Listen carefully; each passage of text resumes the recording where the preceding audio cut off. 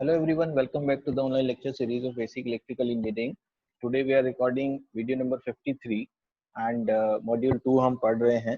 Last video में अगर आपने वीडियो नंबर 52 देखा है तो उसमें हमने सीरीज पैरेलल एसी सर्किट्स के बारे में डिस्कशंस किया था और न्यूमेरिकल प्रैक्टिस वहां पर स्पेशली हमने किया था और बताया था कि किस तरह से हम न्यूमेरिकल्स कर सकते हैं सीरीज पैरेलल सर्किट्स के केस में, जहां पर एसी सर्किट्स में सीरीज पैरेलल बनता है. लाइक आरएलसी सर्किट्स हमारे पास हैं, रेजिस्टिव, इंडक्टिव और कैपेसिटिव एलिमेंट्स हमारे पास हैं और वो सीरीज या पैरेलल या सीरीज पैरेलल कॉम्बिनेशन में लगे हुए हैं, राइट. तो सीरीज कॉम्बिनेशंस के बारे में तो हमने एक एक जो स्पेसिफिक केस था उनके बारे में डिटेल डिस्कशन हमने किया है प्रीवियस वीडियोस में, लेकिन जो स्पेसिफिक लास्ट वीडियो था that was related to series parallel combinations, right. तो इन कंटिन्यूएशन विद दैट हम आज भी जो वर्क करने वाले हैं वो सीरीज पैरेलल के बारे में ही डिस्कशन करेंगे और न्यूमेरिकल प्रैक्टिस को अपना कंटिन्यू रखेंगे, राइट. तो इस वीडियो का पहला जो क्वेश्चन है वो ये है, question number 1. A coil of resistance 50 ohm and inductance 318 millihenry is connected in parallel with a circuit consisting of 75 ohm resistor in series with a 159 microfarad capacitor. The circuit is connected to a 230 volts 50 hertz supply. Determine the supply current and circuit power factor. Also calculate the admittance of the circuit. तो question में ज्यादा कुछ नया नहीं है, इस तरह के क्वेश्चंस हम प्रीवियस वीडियोस में कर चुके हैं, लेकिन यहाँ पर जो एक नई चीज है वो है एडमिटेंस. ठीक है, तो मैं स्पेशली इस क्वेश्चन को सिर्फ इसी वजह से ले रहा हूँ कि इसमें हमें एडमिटेंस कैलकुलेट करना है और एडमिटेंस कैसे कैलकुलेट करेंगे ये हमें देखना है. सबसे पहले हम बनाएंगे क्वेश्चन का सर्किट. सर्किट में क्या कहा है, एक कॉइल है हमारे पास जिसमें एक रेजिस्टेंस लगा है 50 ओम का और एक इंडक्टेंस है. तो हम एक कॉइल बना लेते हैं, ये है रेजिस्टेंस, ये है इंडक्टेंस. 50 ओम का है हमारे पास रेजिस्टेंस एंड 318 मिली हेनरी का है inductance. Is connected in parallel with a circuit consisting of 75 ohm resistor and 159 microfarad. ये पैरेलल में लगाया गया है एक रेजिस्टेंस के साथ और एक कैपेसिटेंस के साथ, राइट. ये देखिए, ये हमने लगा दिया पैरेलल में, ठीक है, जिसमें 75 ओम का रेजिस्टेंस है और 159 माइक्रोफैराड का कैपेसिटर है और ये पूरा पैरेलल कॉम्बिनेशन लगाया गया है. पैरेलल में एक सप्लाई है जो कि है 230 वोल्ट 50 हर्ट्ज का. ये देखिए 230 वोल्ट 50 हर्ट्ज, ये हमारे पास सर्किट है जो दिया गया है. तो सर्किट में डिफिकल्ट कुछ भी नहीं है, सिंपल है. एक आरसी सीरीज सर्किट है, पैरेलल में एक आरएल सीरीज सर्किट्स के साथ लगा है. तो सबसे पहले हमें क्या करना होगा, इस क्वेश्चन को, इस सर्किट को कॉम्प्लेक्स में चेंज करना होगा. कॉम्प्लेक्स में चेंज करने के लिए we must know the values of XC for this capacitor and XL for this inductor. ये चीजें हमें यहाँ कैलकुलेट करनी है, राइट. तो हम सबसे पहले इंडक्टिव रिएक्टेंस निकाल लेंगे. Inductive reactance XL is equals to 2 pi FL, that is 2 pi into 50 into L है 318 milli Henry, that is 10 to the power minus 3. ठीक है, तो XL का जो वैल्यू है वो आ जाएगा 100 ओम. 100 ओम ये हमारा XL हो जाएगा. Similarly capacitive reactance XC is equals to 1 upon 2 pi FC, that is equals to 1 upon 2 pi into 50 into 159 into 10 to the power minus 6. ठीक है, इसको जब आप सॉल्व करोगे तो this will give you the value of 20 ओम. तो ये हमारा XL और XC निकल आए हैं. XL और XC निकालने के बाद we can convert this circuit into complex form as this will become 230 angle of 0 degree volts. Here we have a resistance, a capacitor, resistance है 75 ohm, capacitor का reactance है 20 ohm, तो this will become minus of J 20 ohm, and then we have a resistance and inductance. Resistance is 50 ohm, inductance का हमने reactance निकाला है 100 ohm, तो it will become J 100 ohm. तो ये बन गया. ये आपके पास पहला ब्रांच है. मान लेते हैं कि इसका जो इम्पीडेंस है वो है Z1 और ये जो दूसरा ब्रांच है इसका इम्पीडेंस हम मान लेते हैं Z2. Z1 बार एड Z2 बार. तो हमें क्या करना होगा, यहाँ पर Z1 बार और Z2 बार निकालना होगा, राइट, क्योंकि उसकी हमें जरूरत पड़ने वाली है, क्योंकि हमें जो निकालना है वो है सप्लाई करंट. और सप्लाई करंट आपको पता है, जब तक कि आप ये पैरेलल कॉम्बिनेशन सॉल्व नहीं कर लेते हो, ये जो पैरेलल कॉम्बिनेशन है, जब तक आप इसको सॉल्व नहीं कर लोगे तब तक आपके पास ये सर्किट कन्वर्ट होके इस तरह का नहीं बनेगा। हमें बेसिकली ये इस तरह के सर्किट में कन्वर्ट करना है जिसमें ये इक्विवेलेंट Z बार हो जाएगा, ये आपके पास V बार होगा और जो सप्लाई करंट होगा वो I बार होगा। From there you can easily calculate supply current as V bar upon Z bar. So Z bar is nothing but equals to the circuit impedance. Circuit impedance Z bar is equals to Z1 bar in parallel with Z2 bar that will be equals to Z1 bar into Z2 bar upon Z1 bar plus Z2 bar, right?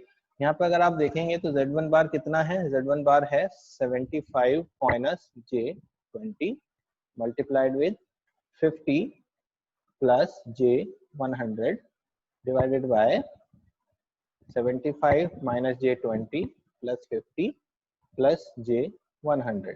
ठीक है, solve करने के बाद कितना आ जाएगा,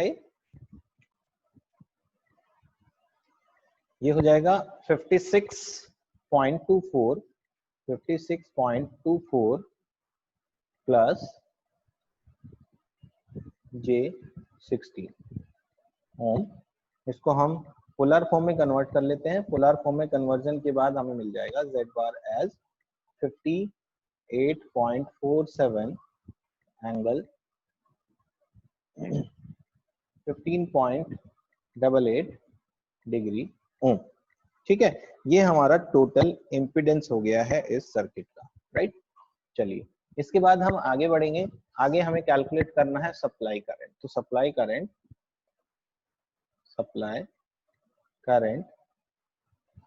I bar is equals to V bar upon Z bar. V bar हमारे पास है 230 एंगल ऑफ 0, 230 एंगल 0 अपॉन 58.47 एंगल 15.88, जिसका वैल्यू आपको मिलेगा 3.93 angle of minus 15.88 degree ampere. ठीक है, ये हमारा आंसर आ गया सप्लाई करंट का। और यहाँ से आप आरएमएस वैल्यू निकाल सकते हैं सप्लाई करंट की। सामने हमें जो मिल रही है that is 3.93 ampere is the RMS value of the current. दूसरी चीज आपसे पूछा था circuit power factor. Circuit power factor आपको पता है हम डायरेक्टली इम्पीडेंस से निकाल सकते हैं। तो इम्पीडेंस से जो हमने निकाला था वहां से हमें फेज एंगल फाई का वैल्यू मिल रहा है, प्लस का एंगल है 15.88 और प्लस का होने का सिंपल सा मीनिंग है लैग है। So power factor cos phi is equals to cos 15.88, that is equals to 0.961 lagging. तो ये हमारे दोनों आंसर हो गए। अब फाइनली हमें पूछा था कैलकुलेट द एडमिटेंस, राइट। हमसे एडमिटेंस के बारे में पूछा जा रहा है। तो सबसे पहले हम देखेंगे कि एडमिटेंस होता क्या है।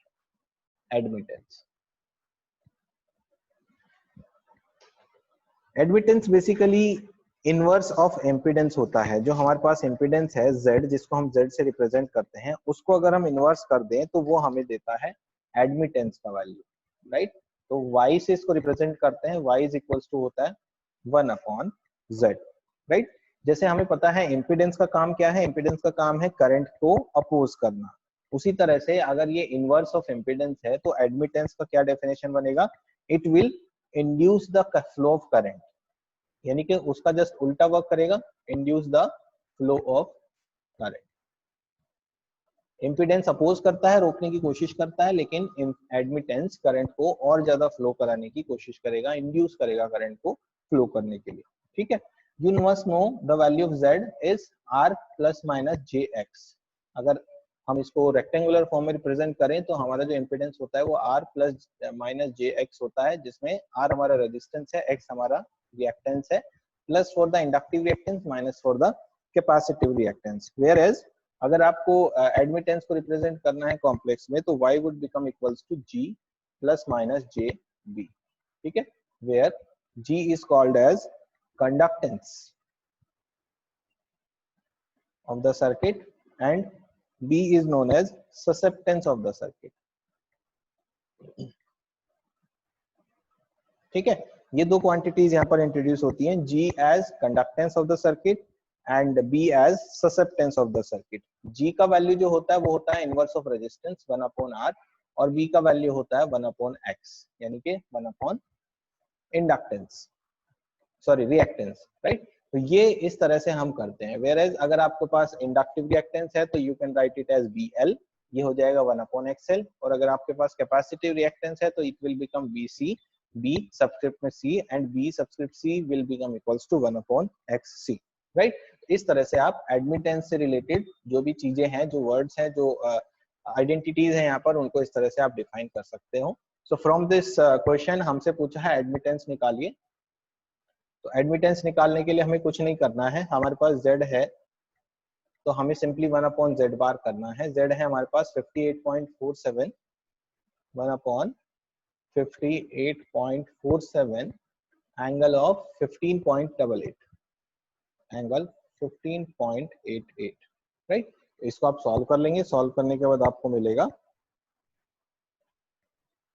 0.0646 एंगल -15.88 डिग्री, राइट। ये हमारे पास हो जाएगा। इसका जो यूनिट होगा वो इनवर्स ऑफ ओम होगा, ओम इनवर्स या फिर मोह बोलते हैं इसको, ठीक है। हमने जो यूनिट लगाया वो ओम का जस्ट उल्टा होगा, मोह होगा, राइट।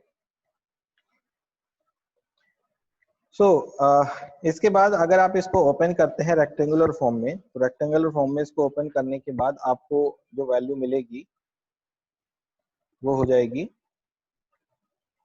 0.0646 angle -15.88.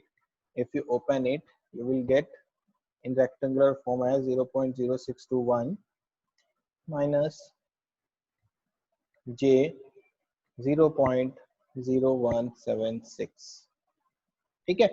ये आपके पास हो गया, ठीक है। तो आप इसमें देखेंगे कि जो फर्स्ट वैल्यू है दिस इज कंडक्टेंस G और जो सेकंड वैल्यू है दिस इज ससेप्टेंस B। यहाँ पर ससेप्टेंस नेगेटिव आ रहा है, राइट। नेगेटिव का मतलब है हमारे पास क्या है, कैपेसिटिव ससेप्टेंस है, ठीक है। तो ये हमारे पास वैल्यूज हो गई हैं फाइनली जो हमें निकालनी थी, राइट। एक और यूनिट हम यूजुअली यूज करते हैं एडमिटेंस के लिए, that is denoted by S। जो एक और यूनिट होती है that is S, S stands for siemens, ठीक है।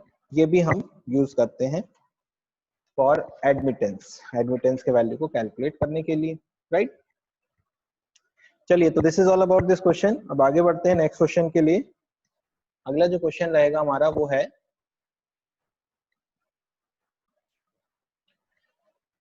the question is to determine the potential difference across the capacitor in this figure when there is a current input of 10 sin 1000 t plus 30 degree। इस case में आपको ये circuit दिया गया है जिसमें तीन पैरेलल ब्रांचेस हैं। एक में रेजिस्टेंस लगा है 10 ओम, दूसरे में RL सीरीज में लगे हैं, resistance is 10 ohm, inductance is 10 milli henry and capacitor लगा है 100 माइक्रोफैराड का। और सर्किट में जो करंट सोर्स लगा है वो है 10 sin 1000 t plus 30 डिग्री। तो ये आपके पास क्वेश्चन है। आपको जो निकालना है वो है current voltage potential difference across the capacitor, यानी कि ये जो कैपेसिटर है इसके अक्रॉस वोल्टेज आपको कैलकुलेट करनी है, राइट। तो इस तरह के बहुत सारे क्वेश्चन हमने मॉड्यूल 1 में किए हैं। आपको अगर याद होगा मॉड्यूल 1 में जिसमें करंट सोर्स होता था, कुछ ब्रांचेस होती थी, उनमें हमने सिंपल केवीएल केसीएल लगा के सॉल्व किए हैं।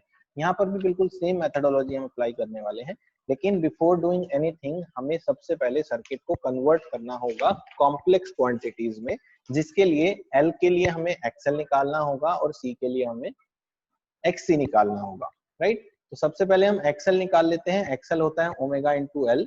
ओमेगा की वैल्यू हमें यहाँ पर दे रखी है, दिस इज ओमेगा 1000, तो 1000 into 10 into 10 to the power -3 कितना हो जाएगा ये 1000 into 10 into 10 to the power -3 is equals to 10। ये हो गया हमारे पास 10 ओम। XC होता है 1 upon omega C, that is 1 upon 1000 into 100 into 10 to the power -6। तो ये हमारे पास हो जाएगा 1000 into 100 it will give you again 10. तो ये भी हमारे पास 10 ही आ गया। तो ये हमारे पास XL और XC हो गया। Once we have calculated XL and XC, now we can convert this circuit into complex form. तो the circuit यहाँ आपको लिखना चाहिए, the circuit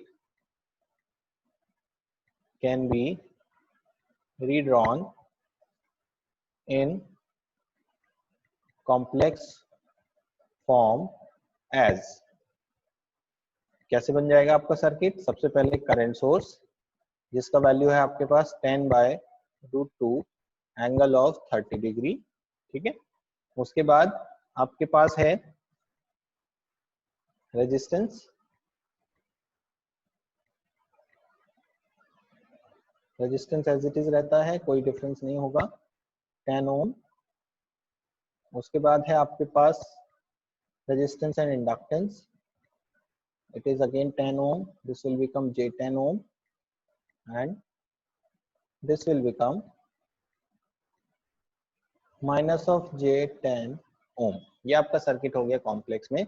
अब आपको बिल्कुल इसको नॉर्मली ट्रीट करना है जैसा एक डीसी सर्किट को ट्रीट करते थे। डीसी सर्किट में अगर हमारे पास ये वोल्टेज निकालना हो, मान लीजिए हमें ये वोल्टेज कैलकुलेट करना है प्लस VC बार को अगर हमें कैलकुलेट करना है, राइट, हम क्या करते हैं, हम इसमें नोडल लगा लेते हैं। नोडल के केस में आप देखेंगे कि ये एक जंक्शन है हमारे पास A, ये एक जंक्शन है हमारे पास B, इसमें 3 पैरेलल ब्रांचेज हैं, एक करंट सोर्स लगा हुआ है।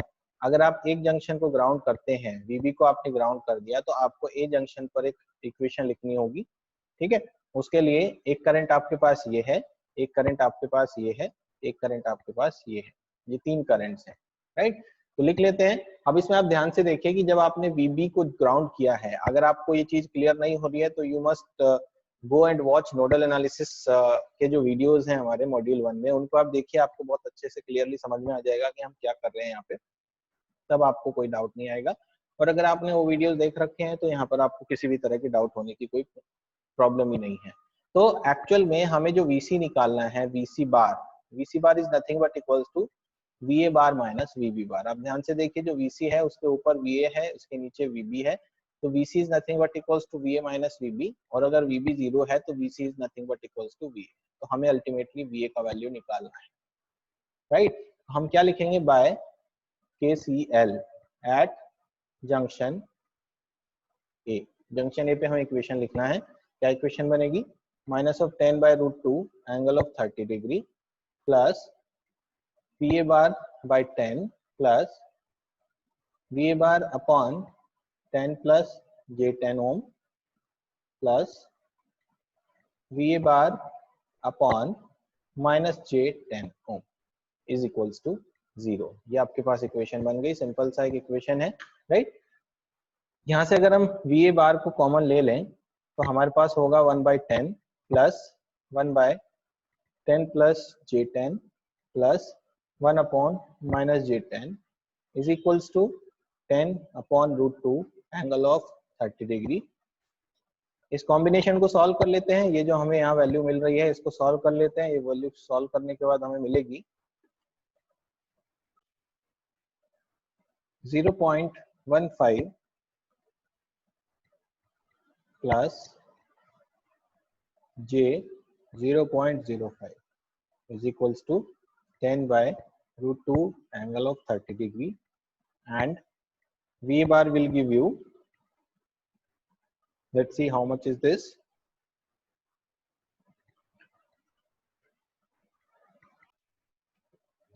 हमें क्या करना है, हमें करना है 10/√2 angle 30 degree divided by 0.15 plus J 0.05 is equals to, जो वैल्यू मिलेगी हमें मिलेगी 43.813 प्लस J 8.965 वोल्ट्स। इसको अगर आर एंगल थीटा में पोलर फॉर्म में कन्वर्ट करेंगे तो will give you 44.72 angle 11.56 degree volts, ठीक है।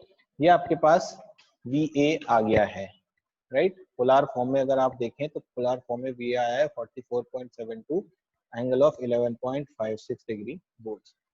This is also equals to VC bar.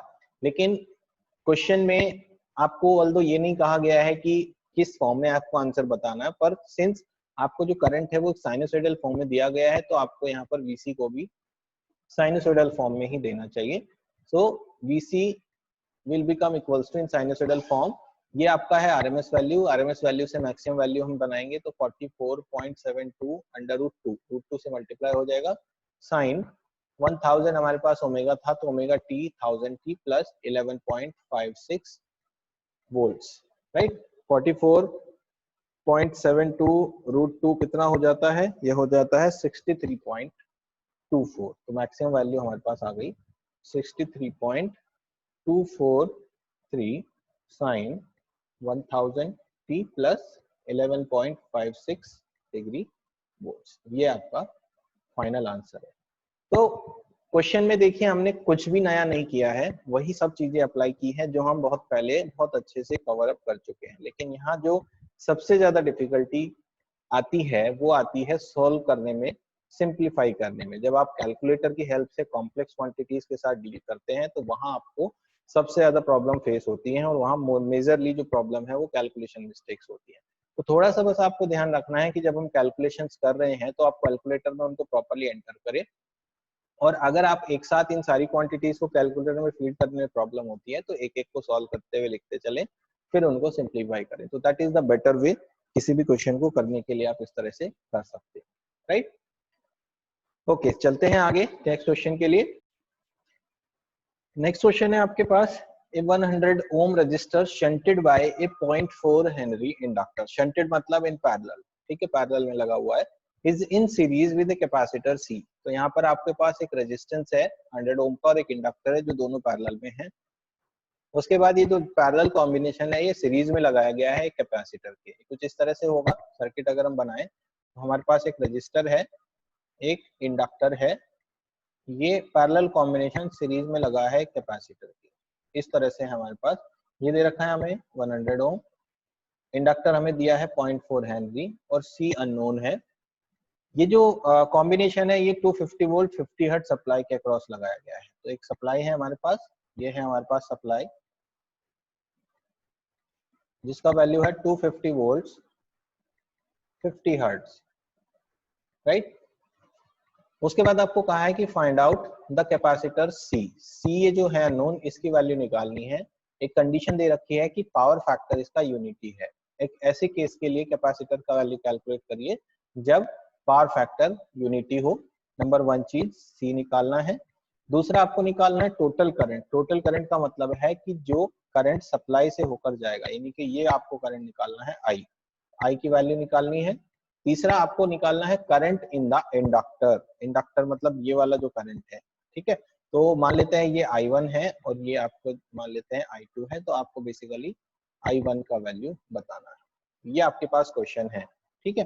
Question करने से सबसे पहले का काम होता है हमारा कि जो L या C सर्किट में है उनको कन्वर्ट करके कॉम्प्लेक्स में लेकर चलना है। तो कॉम्प्लेक्स में अगर हम करेंगे तो सबसे पहले हमें XL का वैल्यू कैलकुलेट करना होगा।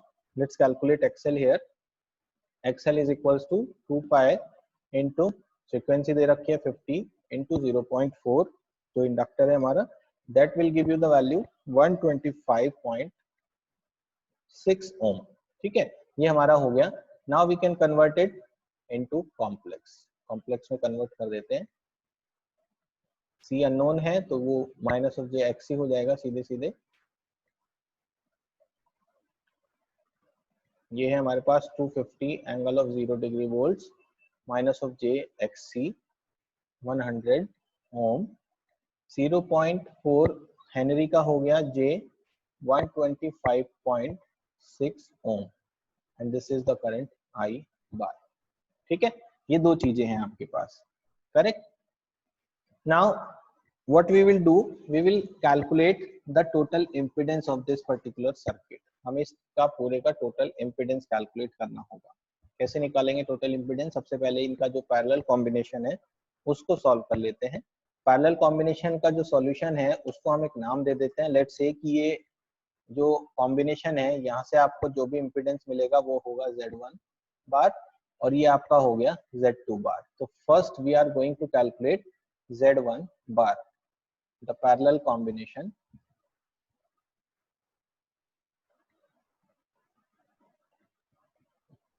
Z1 bar is equals to, parallel करना है तो 100 into J 125.6 divided by 100 plus J 125.6। Solve करेंगे इसको, सॉल्व करने के बाद हमारे पास 61.203 प्लस J 48.728, इसको पोलर फॉर्म में कन्वर्ट कर लेंगे, यहीं के यहीं हम लिख देंगे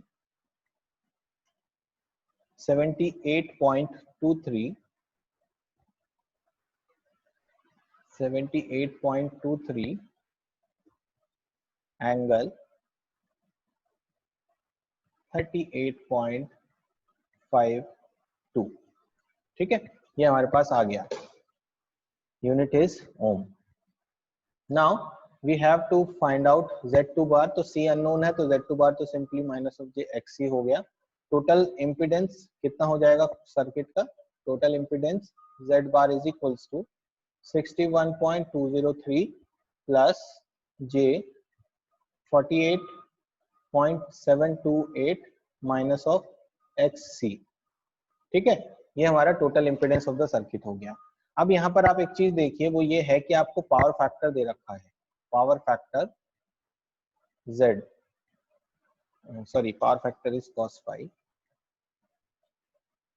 इज इक्वल्स टू है R अपॉन Z होता है, जिसकी वैल्यू आपको 1 दी हुई है। ठीक है, ये चीज हमें पता है।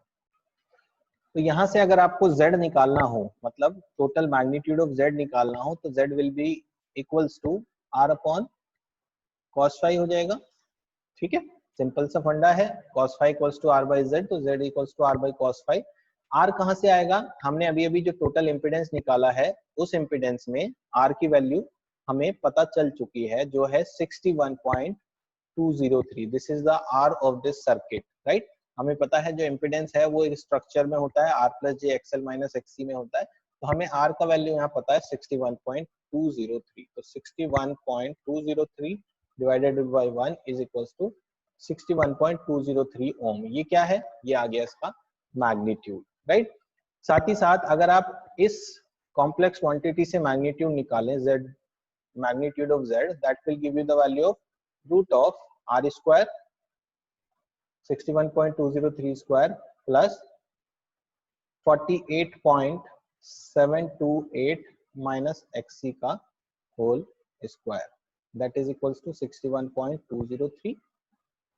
ठीक है, स्क्वायर कर देते हैं दोनों साइड का, squaring both the sides we will get, ये हमने जो इक्वल टू के वैल्यू रखा है ये हमने अभी अभी निकाला है 61.203, उसकी वैल्यू हमने पुट की है।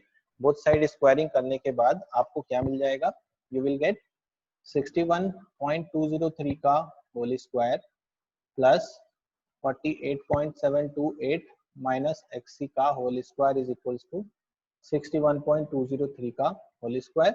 ये देखिए, इस होल स्क्वायर से ये होल स्क्वायर कैंसिल हो गया, आपको मिला 48.728 माइनस XC का whole square is equals to 0 और XC is equals to 48.728 ohm. ये आपको XC का वैल्यू मिल गया सीधे सीधे, और XC इज इक्वल्स टू होता है 1 अपॉन 2 पाई FC।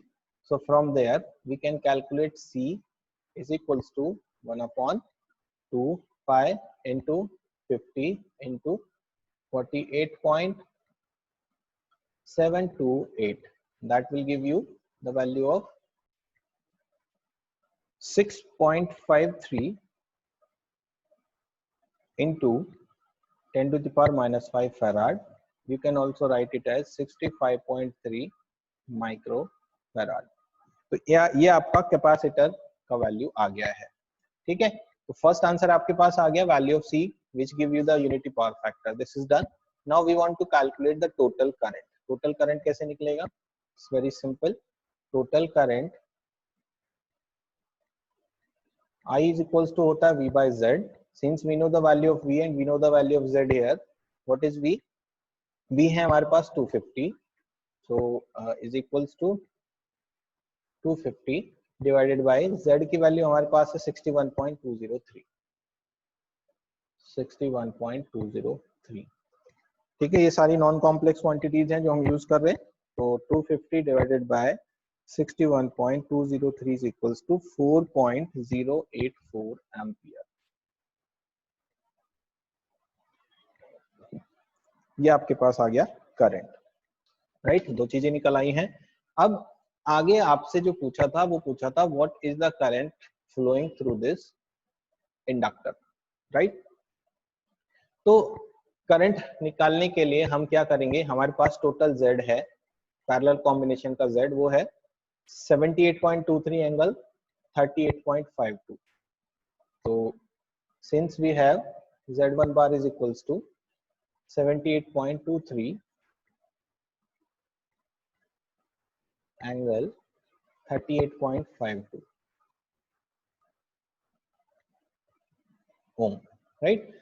तो इसको कैलकुलेट करने के बाद आपके पास जो सर्किट बनेगा वो कुछ इस तरह का बनेगा. ये पैरेलल कॉम्बिनेशन हो जाएगा Z1 बार, उसके बाद आपके पास था Z2 बार, और यहाँ आपके पास लगी थी सप्लाई ये V बार, और यहाँ से आपके पास एक करंट फ्लो कर रहा है I बार. ठीक है, ये सब चीजें आपके पास है. नाउ हाउ हमें क्या करना है, हमें एक वोल्टेज निकालना है जो कि इस पैरेलल कॉम्बिनेशन के अक्रॉस होगा. लेट्स कॉल इट V1 बार. ठीक है, V1 बार अगर आप निकालोगे तो आपको क्या फायदा होगा, आपको ये फायदा होगा कि जो V1 बार होगा, V1 bar will be the same voltage which will be connected across both the elements, क्योंकि दोनों एलिमेंट्स पैरेलल में हैं. अगर आप इस पैरेलल कॉम्बिनेशन के अक्रॉस एक वोल्टेज निकाल लेते हैं जिसका वैल्यू है V1, ये हम निकालने जा रहे हैं. अगर हम ये निकाल लेते हैं तो यही सेम वोल्टेज 100 ओम के अक्रॉस भी होगा, J125.6 ओम के अक्रॉस भी होगा. उसके बाद आप सीधे V1 अपॉन J125.6 कर देंगे तो आपको वो करंट मिलेगा जो इंडक्टर के थ्रू जा रहा होगा, right. What will be the V1 bar here? Here V1 bar is equals to I1 bar into Z1 bar. ठीक है, I1 बार कितना है, हमने जो I निकाला था वो नॉन कॉम्प्लेक्स में निकाला था 4.084, राइट. तो हम लिखेंगे 4.084. अब देखिए एंगल कितना होगा I का, यहाँ पर हमने एंगल यहाँ कहीं नहीं निकाला है, लेकिन ये चीज हमें दिखाई दे रही है साफ साफ कि सर्किट में जो पावर फैक्टर है वो यूनिटी है, और यूनिटी पावर फैक्टर तब होता है जब वोल्टेज और करंट दोनों सेम फेज में होते हैं. इसका सीधा सीधा मतलब ये हुआ कि अगर वोल्टेज का एंगल 0 है तो करंट का एंगल भी 0 ही होना चाहिए to fulfil the condition of this unity power factor. So we will take it as angle 0. Angle 0 का आप लिखे या ना लिखे, doesn't make any sense. Z bar आपके पास है 61.203, 61.203. अगेन इसका भी एंगल 0 ही है, तो दोनों को मल्टीप्लाई करेंगे हमें मिलेगा 250 is equals to 250 volts. 250 volts हमें मिल गया V1 बार का value. Now we can easily find out the current passing through, current flowing through inductor, जिसको हमने माना था I1 bar will be equals to V1 bar upon J125.6, J125.6 is equals to 250 upon J125.6 will give you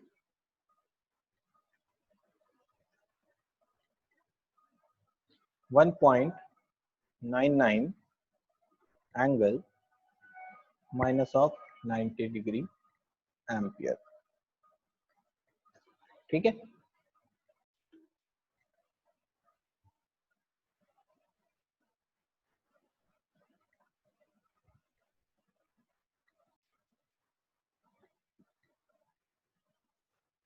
okay. सो यहाँ पर हमने impedance की value को गलत पुट किया है, जो Z का वैल्यू था।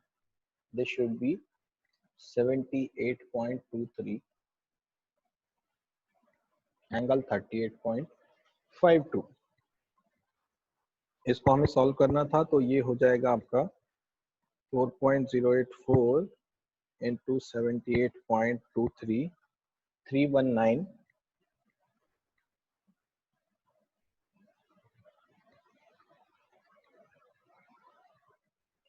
319.49 एंगल 38.52 वोल्ट्स। ये था आंसर V1 का।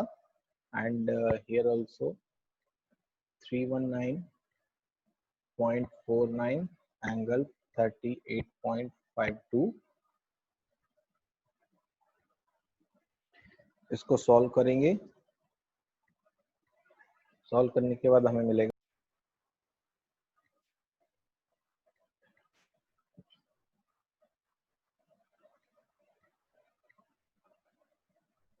it will be equals to 1.584 minus J 1.99 ampere, converting in polar form will give you 2.54 angle minus 51.48 ampere.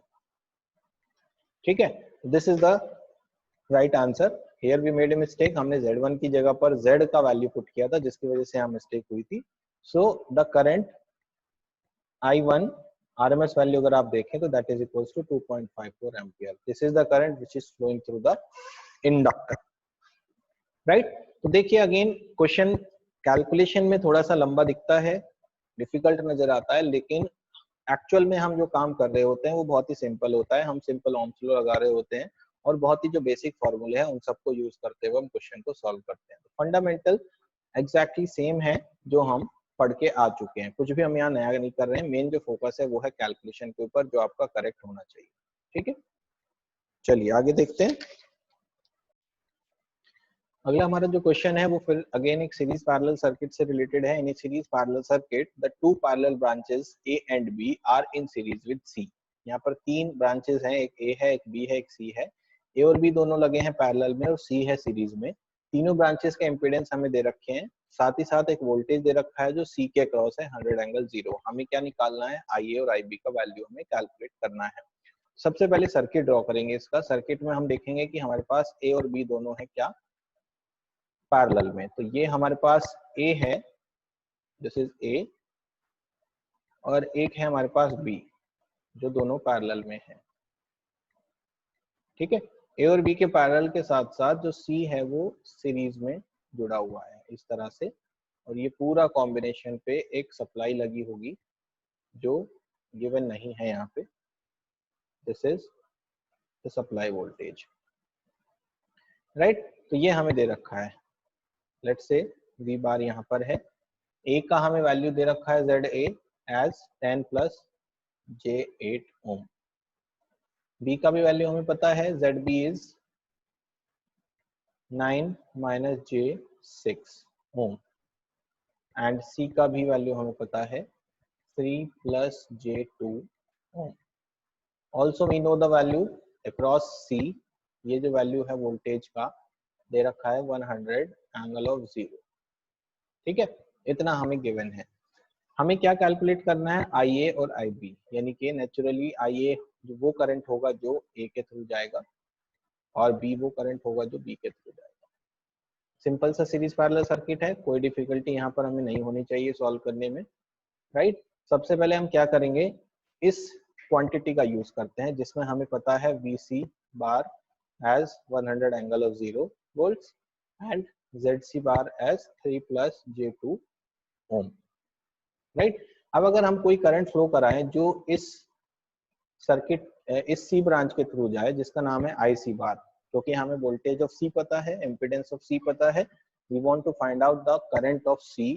So IC bar will be equals to voltage of C divided by impedance of C. 100 angle of 0 upon 3 plus J2 will become equals to कितना आएगा ये solve करने के बाद? ये हमें value देगा 23.07 minus J 15.38 ampere, right. इसको हम पोलर फॉर्म में चेंज कर लेंगे. That will give you 27.73 angle minus 33.69 ampere. ठीक है, आईसी आ गया. अब एक चीज ध्यान से देखिए, जो आईसी करंट है यही वो करंट है जो फ्लो होते होते आपका सप्लाई के थ्रू भी जाएगा, राइट. ये यहाँ से जाएगा, इस तरह से फ्लो करेगा. That means this IC is also equals to I bar. So we will write as I bar is equals to IC bar, जिसकी वैल्यू हमें मिली है 27.73 angle of minus 33.69 degree of ampere, right. तो circuit current हमें मिल गया है. Now हमारे पास है ZA is equals to 10 plus J8 ohm.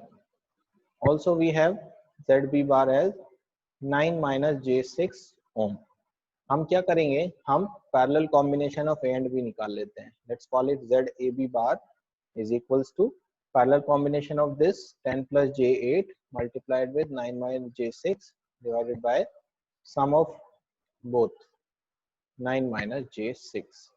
Solve करेंगे इसको. सॉल्व करने के बाद हम 7.249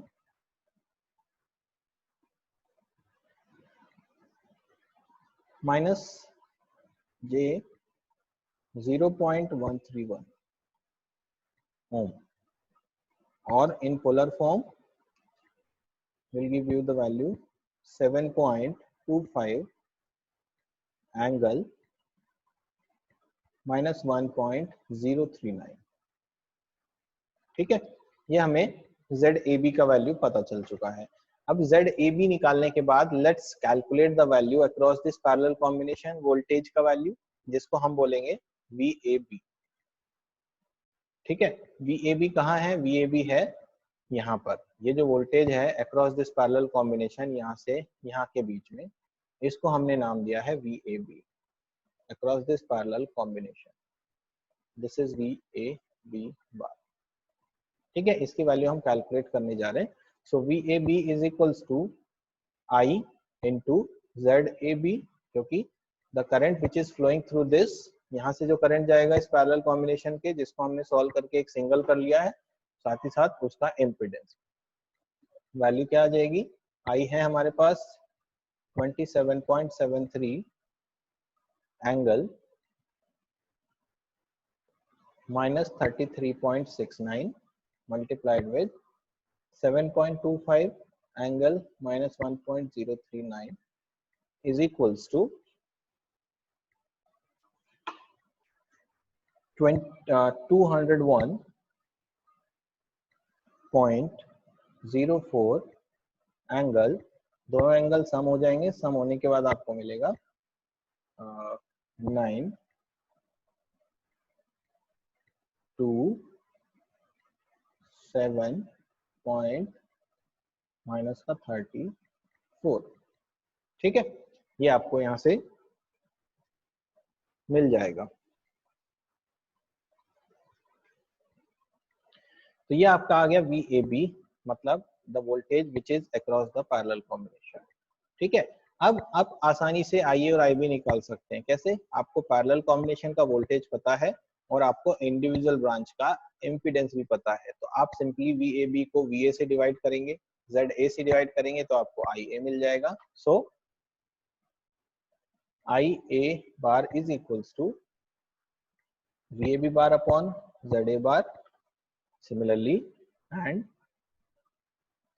IB bar will become equals to VAB bar upon ZB bar. Calculate करते हैं. 201.04 angle minus 34.729 divided by ZA कितना है? 10 plus J8. 10 plus J8 and this is 201.04 angle minus 34.729 divided by ZB है 9 minus J6 9 minus J6। ठीक है, दोनों को solve कर लेते हैं। सॉल्व करने के बाद क्या आ जाएगा, पहला वाला आपको मिलेगा 4.486 minus J 15.04 or converting it into polar form will give you 15.69 angle minus 73.38 degree ampere. ये पहले वाले का आंसर हो गया। दूसरा आएगा 18.58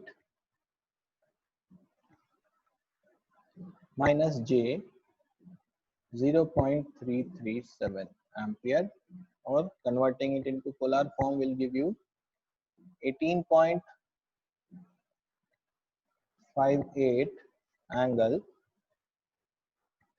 minus 1.038 डिग्री एम्पियर। ठीक है, तो ये आपके पास दोनों आंसर आ गए, जिसमें IA है 15.69 एंगल माइनस 73.38 और IB है 18.58 एंगल माइनस 1.038। राइट, तो special focus is on calculations only. बाकी जो बेसिक फॉर्मूले हैं वो आप लगाते रहिए और कैलकुलेशंस को सही से करते रहिए। हमेशा जहां भी आप कॉम्प्लेक्स से डील करते हैं वहां रेक्टेंगुलर क्वांटिटी के साथ साथ पोलर क्वांटिटी जरूर लिखें। दोनों क्वांटिटीज लिखना इज वेरी गुड, अच्छा होता है। राइट, उससे आप ही को सॉल्यूशन करते हुए आसानी रहेगी। राइट, तो I think we have done enough practice, enough numerical solve कर चुके हैं हम सीरीज पैरेलल कॉम्बिनेशन को समझने के लिए। ठीक है, इतना करने के बाद आई डोंट थिंक सो कि आपको किसी भी टाइप के सीरीज पैरेलल सर्किट में क्वेश्चन में प्रॉब्लम आएगी। राइट, तो हम यहाँ पर इस टॉपिक को कंक्लूड करके क्लोज करते हैं कि जो भी सीरीज पैरेलल हैं उसमें हमें कुछ अलग से नहीं करना होता। सिर्फ बेसिक जो फॉर्मूलेज हैं ओम्स लॉ के, केवीएल, केसीएल, इन सब का हमें यूज करना होता है और कैलकुलेशंस को थोड़ा केयरफुली करना होगा। राइट, तो नेक्स्ट जो वीडियो हम बनाएंगे उस नेक्स्ट वीडियो में हम आगे फर्दर प्रोसीड करेंगे इस टॉपिक को क्लोज करने के बाद। राइट, तो एसी सर्किट का जो सीरीज और पैरेलल दोनों का जो पोर्शन था वो हम यहाँ पर कवर कर चुके हैं, खत्म हो चुका है। आपने अगर नहीं वॉच किया है, नहीं समझा है, तो एक बार शुरू से सारे वीडियोस को अच्छे से देखें ताकि आपको इस सारे बेसिक्स को आसानी से कवर अप कर सके। Right, thank you for watching this video. Thank you.